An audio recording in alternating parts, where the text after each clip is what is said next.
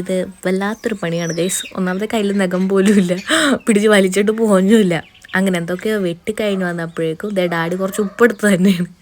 ഞാൻ ഉപ്പെടുത്തിട്ട് പിടിക്കുമ്പോൾ നമുക്കൊരു ഗ്രിപ്പ് കിട്ടുന്നുണ്ട്.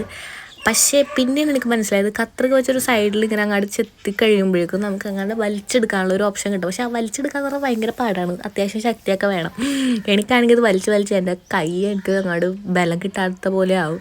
പിന്നെ ഞാൻ എന്തൊക്കെയോ കാണിച്ച് അത് ഫുൾ ക്ലീൻ ചെയ്തു ഗൈസ്.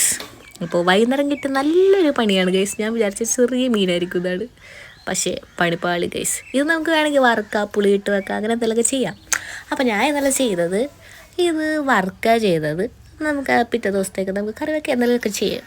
അപ്പോൾ ഇതാണ് ഗൈസ് മീൻ വെട്ടല ഭാരത. നിങ്ങളിതുപോലെ വെട്ടി പണി കിട്ടിയവരുണ്ടോ ഗൈസ്?